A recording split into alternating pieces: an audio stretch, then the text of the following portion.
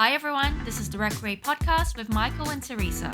So today we have a very special episode where we talk about how Hunted AU is made. On social media, some of you have commented that the show is BS and that the authorities have no access to personal CCTV footage. So these are all very valid observations, and we just want to break down how the show is made within the parameters of the law while still maintaining drama, realism, and fair play. So today, we are going to talk about how the show on a whole is produced and how a scene is constructed, and most importantly, is the show real or fake? So let's get into it.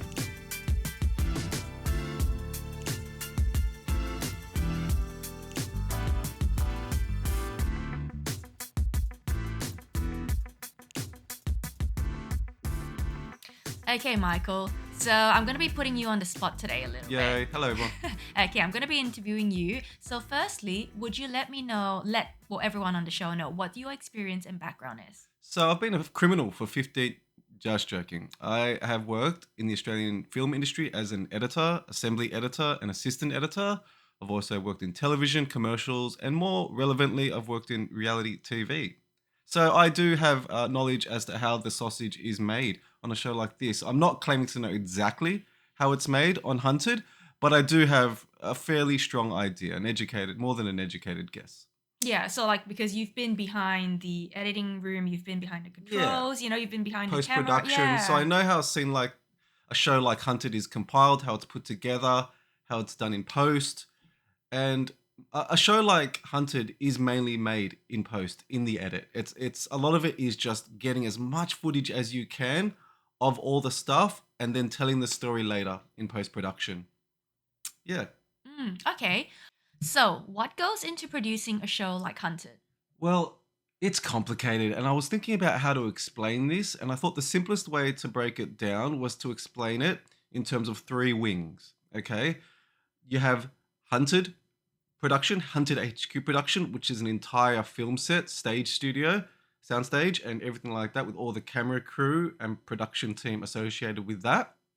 You have the Fugitives production, so the Fugitives themselves and the cameramen and producers that follow them. The cameramen also work as producers. And then you have the actual production team, the wing in between, or the middle, the meat in the sandwich, so to speak, the conduit to which the two wings communicate. The Hunted and the Fugitives actually don't communicate with each other directly. They communicate with the production team through the camera crews. And that's important to understand. It's like a game of Marco Polo with the production team in the middle.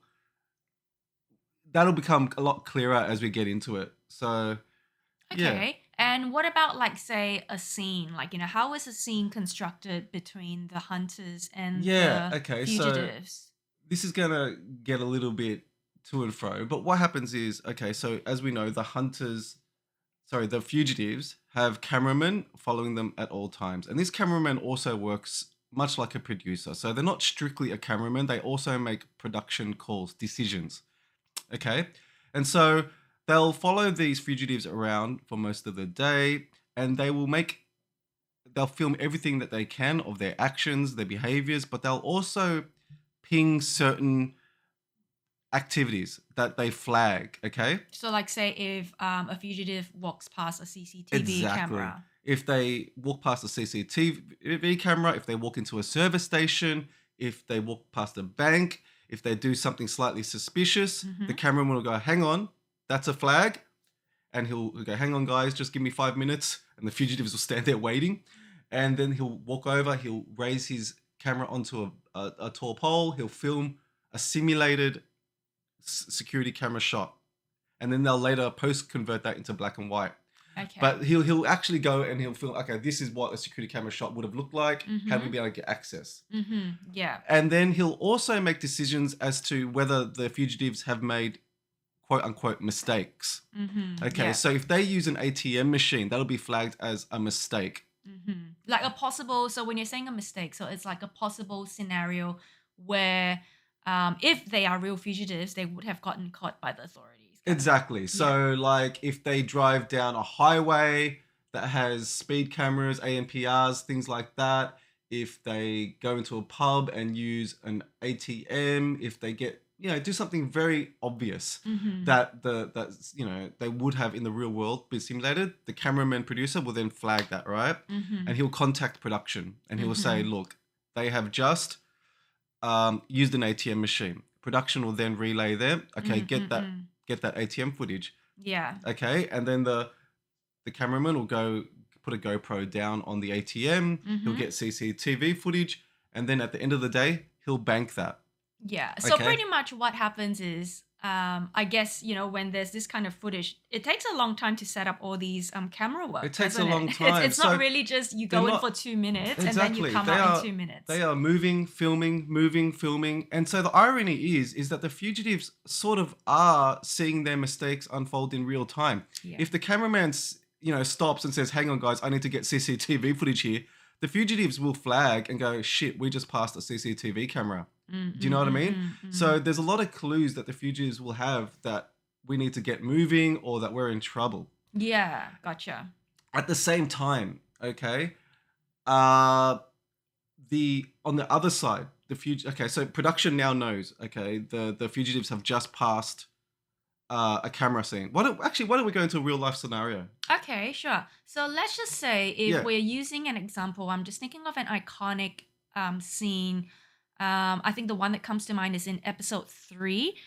Just before Joanna and Lee, they got caught. So they went into one of the big blunders that they did was going into a service station and withdrawing $40. Because I remember thinking, I was like, why would they withdraw $40, just in a service station when they could be withdrawing a lot more money? Okay, so can you break down that scene for us? Okay, so let's film it from... First, we start with the fugitives, Joanna and Lee. They're walking into an ATM machine with the cameraman. They go to the ATM, they withdraw $40. The cameraman says, hang on, I need this shot. He films them as they're withdrawing the $40.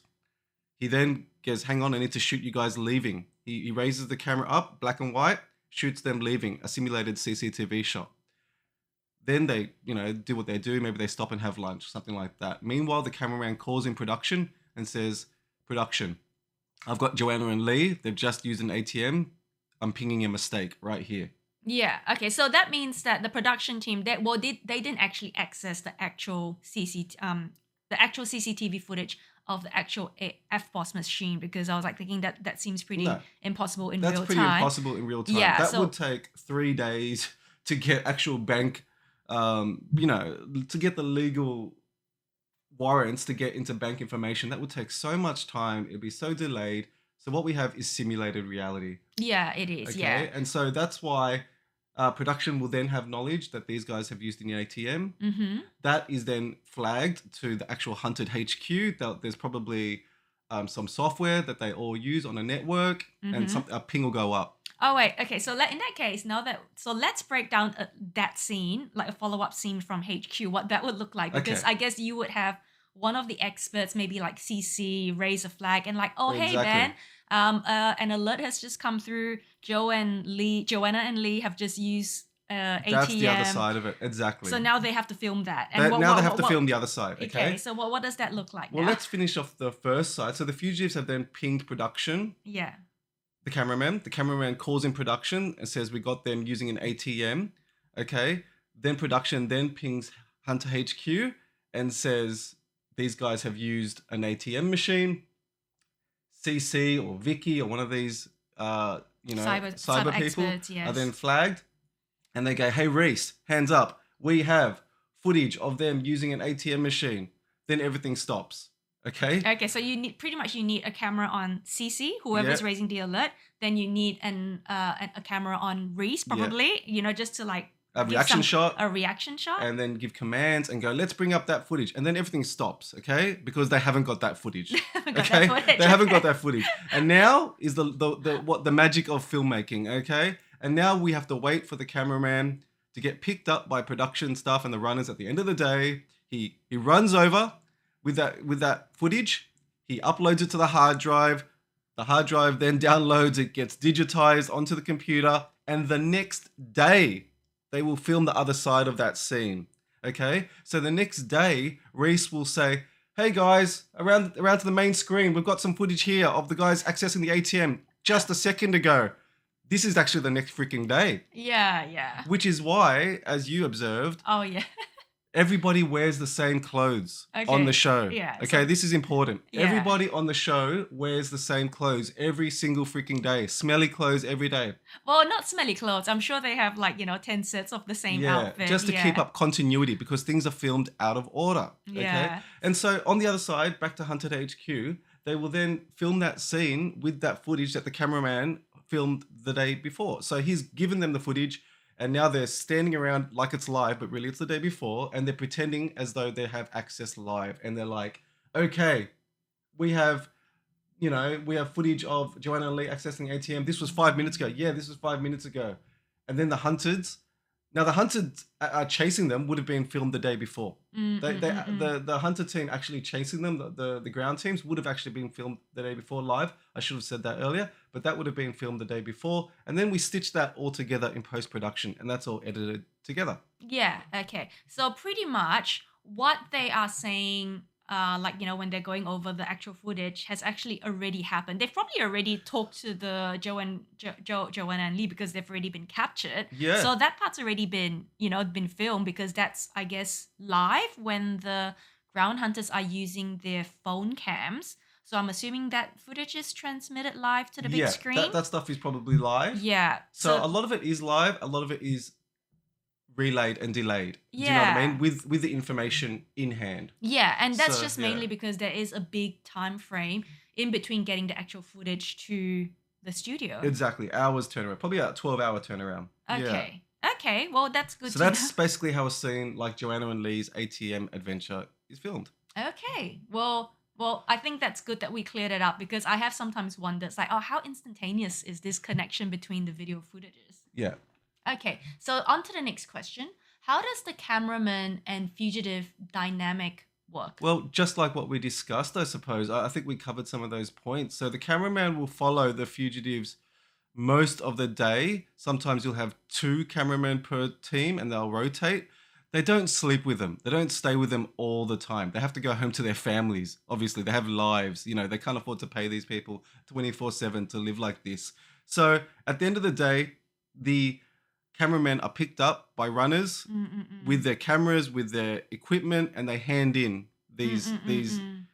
these film reels, digital reels, the Okay. drives, and then they get new batteries as well, and they rotate the batteries and the film drives to get the footage downloaded by Okay, yeah. production. So just to make sure everything's charged, So- you've got like a spare deck of, what that yeah. implies is production always know where the fugitives are. Remember I talked about the 3 wings? Yeah. The one in the middle, they know where the fugitives are at all times for safety, for legal reasons, and also so that it can track the cameraman. Mm-mm-mm. Okay, that doesn't mean that the hunters know where the fugitives are at all times. They obviously don't. But the production team, the ones that put the show together, they know where the fugitives are because they know where the cameramen are at all times. And sometimes they have to split off different teams. As the show goes on and the teams lessen, they have more resources to send after family members, decoys, things like that. Yeah. To follow other people as they do their adventures. So you saw as the teams reduced, we were able to get more interviews with other witnesses and stuff like that because you have more camera crews available to you. Okay, yeah. Okay, so that's good to know how the dynamic works between the fugitive and the camera. Because in which case, I'm also assuming then there are probably set hours for filming. You're probably just filming from what, like 9 to 5, or maybe a little I'm bit sure more. they rotate Yeah. it. There's probably shift work and Yeah. light things. They will, if the fugitives decide to move that night, the camera crew will tell production, hey, they're going to move tonight. Okay, we're going to do overtime tonight. You're going to stay on them and film a night scene. We'll get someone else in to film that part. Yeah. Things like that. But a lot of it is not scripted, but planned. You know what I mean? That Oh, way, yeah. it's a lot safer. It's a lot more constructed. They know what they're going to get. Yeah, and I think it's also important to remember that while these are 2 fugitives on the run, around the fugitives there is a whole team, and Yeah. it's very hard to move big moving parts. You're not Exactly. really just like in real life like just fugitives. And it brings to mind when Ketch and Joe drove past on Dean and Shelley in the city. I mean, in the country town. and they were like, oh my God, something's going on ahead. Yeah, and they were able to see that Undine and Shelley are getting captured. What they would have actually seen and what we weren't shown would have been a massive production team of about 3-4 cameramen, producers, transport trucks, all this kind of stuff that would have made it very obvious that a big production was happening in town. Yeah, like So how you go past the street and suddenly you see like lights, you see someone lots of filming a camera. commercial on the street, Yeah, something like yeah, that. that's how it is. Like it's very visible. It's very visible. So that's what Ketch and Joe would have actually seen, which flagged them like something's going on here. It wouldn't have just been two people crossing the street as we would have, assumed. Okay, and then in that case, on to another question. How much do the hunters actually know and do like? Yeah, okay. So the way it works on the hunter's side is they actually do have to do the work. Do you know what I mean? Or at least appear like they're doing the They're work. not given the answers, except for Reese, who just sits around and barks orders, but they actually aren't given the answers to the test. So obviously, if the fugitives make a mistake, they get pinged. But if they're just going about being inconspicuous, the hunters actually have to do research. So, what work do the hunters do, if any? Well, they do have to do work. They do have to hunt. Hunters do have to hunt. They are given a bunch of devices. They have the internet. They have Facebook, and especially the cyber team. They have to do a lot of scrounging and digging around through all these websites and LinkedIn and social media to find hits. And they actually do have to find these contacts. And if they find a contact match, so they actually aren't scrounging in the dark forever because they don't have infinite resources. If they get a match on an actual contact, if they flag a name that is actually where these fugitives are staying, production will give them a hand. And production will say, bingo, you got one. They actually are staying with these people. Follow down this road. Because obviously the potential places where these people could stay is Infinite. infinite. You know what I mean? These people probably have over 1,000 contacts, as we all do. They could be staying anywhere in Melbourne, in any house, and they don't have the resources, the Hunter TV show, to actually investigate every single family member and so on. So what happens is it's a game of cat and mouse, Marco Polo, like I said earlier, where there is a list of actual correct answers that production have. And if hunted are able to get to that through Facebook, through their cyber work, they'll get a bingo and they get a match for their work, and then they're encouraged to film that scene. Okay, we've got a match. They are staying with Thingo. They're worth investigating. Let's film that scene. Let's film Reese saying, let's investigate Kim on the houseboat. That looks like a good lead. In terms of the ground hunters, they really do have to do ground hunting. They really have to go from house to house, witness to witness, suspect to suspect, investigating, interrogating these people, trying to get clues that would lead them on to the next location to bring them a little bit closer to the fugitives. And when they're then close enough, they get there on their own, sometimes without assistance of the production crew, I'm sure. But they really do have to do the groundwork, and I'm sure it's not easy. They use real life tactics, I'm sure, interrogating and investigating. So I would never presume to call that part of it fake. So it's two sides. It's the fugitives making mistakes that gives us the production clues, and it's also the hunters solving certain things, maybe unlocking a location or a contact that they're staying with, which on the show, as we've said, I found a bit dubious at times. Okay, so I get that you're saying that the hunters are trying to actually solve things. For me, I actually believe wholly that most of it is actually just them being filmed looking like they're investigating, Yeah. but they might not be actually having to look up all those points because production already knows. Yeah. And normally with a show like this, there's a set budget. You don't have time to have all the Investigate that hunters stuff, yeah. actually chase them. That's why so many police cases they just become cold cases because people just don't. The government doesn't have the resources to keep paying these investigators to go looking for evidence. So what I think a show like Hunted is doing is they get the Hunted HQ to put on a show of looking like they are looking up leads and filming that from different angles, having people talking to each other. Agree. Yeah, you're right. And then, but really, they already know where the fugitives are. Yeah, but that's not to say that every Yeah. now and then Vicky doesn't actually solve something. Jay doesn't actually get into the phone and see a contact that is actually correct, that the production will say, you're right. Yeah. You got it right on this one. So I'm sure they actually do do some work and they're not just standing around the studio acting. But yeah, you're right. A lot of it is simulated. This is simulated reality, as they confess to. Yeah, and also a show like they have a not only do they have a money budget, they have a time budget of how long, it takes to film something because the more you spend time in that studio, the more it's going to cost you money, the cameraman. Exactly. Yeah, so you And have to do it in as limited a time and budget as possible. yeah, Okay, one question. Does the show have any resources or access to all these security data like they show? in a word, no. That is all BS. But it's simulated, okay? It's simulated as if they did have all the access. And so, like, in the real world, this is a fantasy, okay? So Mm. no department in Australia has the access of the Victoria State Police, the RTA, the Australian Border Police, the Anti-Terrorism Squad, the RTA, I think I said the AFP. All of these different government departments have little parts that the show claims to have as a whole. This is a fantasy department, Hunters HQ, that has the resources and oversight to be able to access all these things in an instant. In the real world, to get information about a banknote that's been used at a bank, it would take probably 2 to 3 days. ATM footage, 6 hours. Private CCTV, weeks to get legal access to a private home's CCTV. This show imagines a scenario where we have a government agency that has overreach over all of these departments and the ability to access everything. Like China. Yeah, like you know, Yeah. or like the Mission Impossible, the IMP, like Yeah. Mission Impossible Well, squad. anyway, so what we are IMF. getting at is that's why when you look at the show at HQ, when the hunters are looking on the screens for maps, it's Google Maps. Yeah, it's trash. They're Um, using crappy software like that we can all access. and when they have like a call contact, it's actually really an It's just Excel Excel spread. It's an Excel spreadsheet and Google spreadsheet. Maps. Do a Yeah. better job, show, of your So production quality. So what we're saying is a lot of it is simulated to look like it's real, and it's an idealized world where if this was a government that had all these resources, what they could do.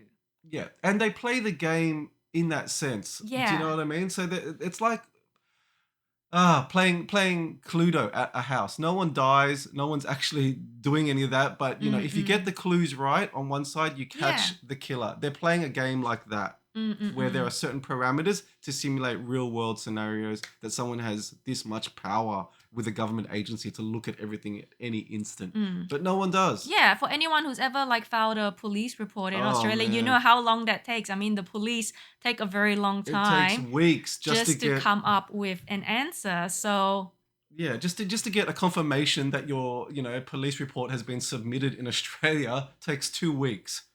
It's very slow. it's The very di- clunky. All the different departments do not have access to one another, and there's a lot of there's a lot of red bureaucracy. tape Yeah, that you have to go through in order to access information from another department. that's right. Yeah, so this is just a fantasy. This is a show that's designed to simulate reality and not real reality, but like an idealized reality. So just say, imagine that there was a September, the horrible situation that there was like a 9/11 scenario in Australia. Okay. The Prime Minister will then say, okay, guys, I'm setting up a special task force. I'm giving them overreach, oversight, all legal access to all CCTV. They don't need warrants for any private security. They have access to all RTA cameras, ANPRs. They have access to all the police cameras.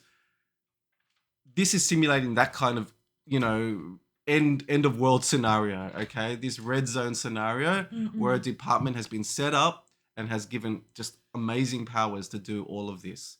Okay, so in the real world, this agency does not exist. I don't even think they're filming in that building. They're probably filming in a soundstage somewhere in in South Bank. But Yeah, it just looks like it's that building. yeah, Yeah, because really, like because the rent to rent an entire floor in that building is going to I be think I astronomical. think that's actually where Cyber CX, the cyber intelligence security company that is sort of behind the show, that's where they're based. But yeah, Okay, and so in that case, is the show real or fake? the big question, it's real and fake. Okay, like it's simulated reality. It's a bit like wrestling. Okay, if you called wrestlers what they do fake, even though it's choreographed and simulated, they'd say, yeah, but we still get hurt, so it's real in that sense. And you So kind of don't really know what's going to happen in the fight. I mean, there is like certain moves that they're going to yeah, do, but like, yeah. it's real in the sense that they are being chased. There Mm, is the parameter of the law that they have to confine in. mm, Okay, this is a show. We're not trying to really break the law and chase and hurt people here, mm, but it's fake in the sense of we are able to actually see this footage live. We're able to actually obtain these things live. We're actually able to get to these resources as quickly as we are. We're simulating that these guys are on the run. And if we did have access, they often say it on the show, like in the real world, we would have access to this drone, this mm. camera. Yeah, And if we did, they would have made that mistake and we would have seen them. and oftentimes on the show, you might have, I don't know if you've noticed, there's like a little, like when there's CCTV footage of, say, Undine and Shelley, they go to the bus station or a train station. There's a little, like, little blinking text at the bottom of the show Yeah. that says simulated footage. Yes, that's exactly it. Yeah, That's the cameraman going over to the corner, putting his camera on a like a on a very boom high or tripod. standing on a high tripod and filming it and simulating it. It's not actually their access to No, CCTV. because they don't have the access for a show. That they're not security. They're just Yeah, a show. It's an entertainment show. that's the important thing to remember. I know this is Yeah. disappointing to a lot of people, and they're going to be like, "Oh, it's all BS." At the end of the day, it's entertainment. It's meant Mm, to simulate and entertain and inform us what it's like to be a fugitive, what mm, it's like to be in law enforcement, but it never claims to be the real thing. And also, it's a competition reality show. The premise of the show is to find who the best fugitive is after all this within the confines of the law. So it's yeah, it's real and it's fake. At the end of the day, well, does it matter? I mean, doesn't matter. It's like, because it's entertainment. A entertainment. I mean, movie is fake. yeah, a movie is fake. You know what? Survivor is kind of fake. You know what I mean? It's a bit like that. So Yeah. it's hard to say. I know a lot of people will be calling BS and be disappointed that they don't actually have all this stuff on hand and they're actually not able to do this. But they do a really good job of simulating it all and Mm, putting it all together. I can't stress that enough. How yeah. difficult a show like this is to produce, how Mm, difficult it is to make look good, and mm. they do an incredible job. Okay. So now we're coming towards the end of the show, and we just have a few more questions. So, can the producers choose who wins and who lose? They can. Do you know what I mean? Because they can decide, and so can the hunters. Who did they decide to put their resources on can really decide who wins. What I think happens is the producers as a whole look at the show and see who has played the best game, Yeah. who's most deserving, who has Mm, made the mm, most mm. obvious mistakes. I think early on, I think they really wanted to get Romney and Chelsea, and that's why they nabbed their gear because they made the mistake of staying with a close contact early on, but they got away.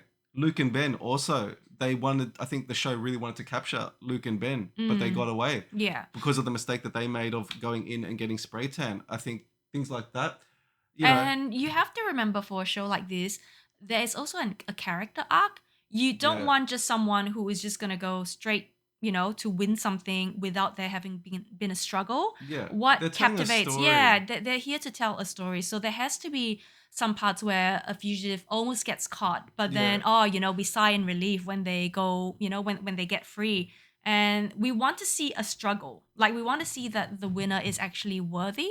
So the yeah. show has to determine which of these contestants are the most worthy, do actually have like the intelligence to actually perhaps, be a fugitive Yeah, in real and that's what life. they do. They set up all these scenarios, and at the end of it, the producers or during it, remember they have to catch at the rate of the show's production. They almost have to catch a fugitive every day or every second day. Mm. So they have to move pretty quickly, and through it, at the end of it, they'll say, "Okay, look, Andy and Deb have played a really good game. They've done chores for people they've stayed with.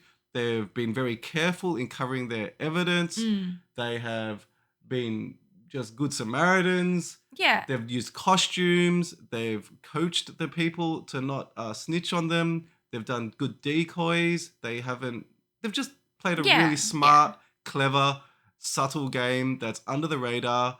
we're going to sort of let them get away with things here and there. You know Yeah, what I mean? yeah. It's like a test, like, It's like a like test. all of these, like, people they get points for like, oh, like if they disguise themselves, if they cover them tracks, and who is going to score the highest on the test, and It's that's who they're going to let to be the Yeah, winner. whereas players that, sit by the pool, like Jaden Taylor, who maybe leave a lot of breadcrumbs, they stay with friends, they use real cash to buy champagne and things like that.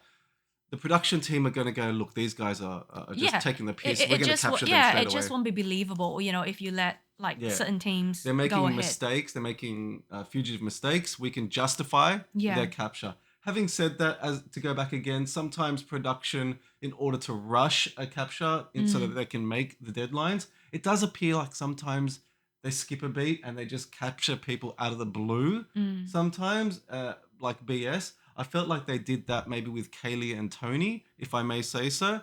Like just the odds of the hunters turning off on exactly the same road that Kelly and Tony took a break on a massively long highway with 3 days out to extraction.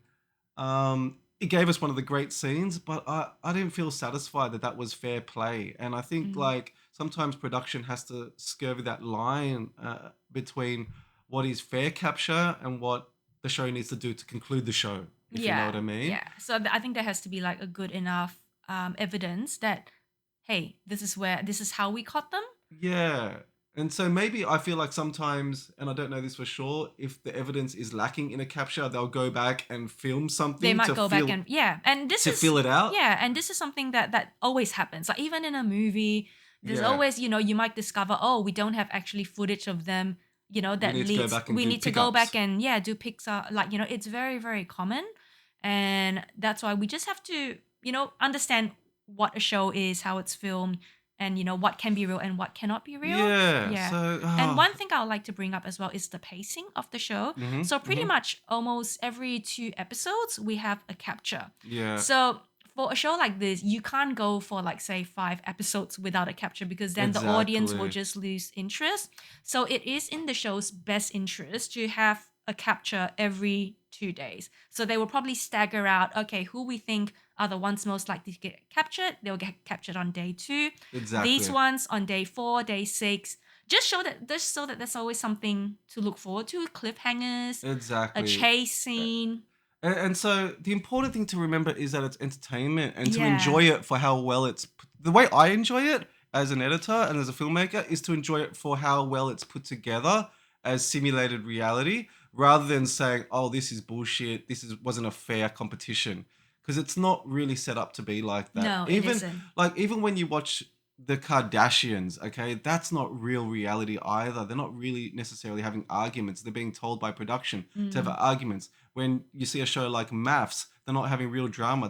They're plied with alcohol and told to have drama. Yeah. And so on and so on. It's the same kind of thing here. This is simulated reality, and we're given an entertainment experience that I find on the whole really, really, really entertaining and really well Yeah. put together. So that's Yeah. important for me to say. When I say that it's fake or real, it's not really relevant. Yeah, it's not really. Entertainment. It's entertainment. And so I give huge props to the producers, to the editors, to the camera crew for doing such a great job. This is difficult to do. I know firsthand. It's difficult to put together. It's difficult to tell the story. And I know it must ache the producers when they can't tell a good story of how a capture went down, when they feel a deadline of, oh, we need to capture someone, but we can't justify it on film enough. And so yeah, I think they did a really good job. Yeah. I mean, like there's some instances I know, and we've kind of like grilled the show in previous episodes on like, oh, is that real? Like, did that seem, what was that? And a lot of people Yeah. from the public are picking up on it, and that's why we're making this video. A lot of people are calling out BS here and there because they feel unsatisfied at certain points. Oh, you couldn't get CCTV footage that quickly, and that's kind of a fair criticism. But I think it's also important to remember that the show never claims to be the realest thing on TV. It never claims to be the news. No. Okay, it always claims to be an entertainment simulated reality about what it's like to be on the run and what it's like to work in the intelligence community. Yeah. So we really enjoyed the show, and I hope this clears up any queries that you might have regarding how the show is filmed and what is possible, what is not possible. If you have any questions, please leave them in the comments, and we will definitely love to get back to you. Yeah, thank you guys. I hope it wasn't too confusing. It was confusing for us to like go through it and to think about how the show is made, because it is a bit of a mindfuck, but This is a wrap up, and thank you everyone for listening to the show. This is the Recreate podcast by Michael and Teresa. You can find us on Recreate on TikTok and Instagram. That's WRECK.CREATE, where you can watch highlight videos of what we've talked about. If you like what you hear, be sure to like and subscribe to our pod. It really helps us a big deal, and we're extremely grateful for any support you give. We'll be back shortly with the next TV series. Stay tuned.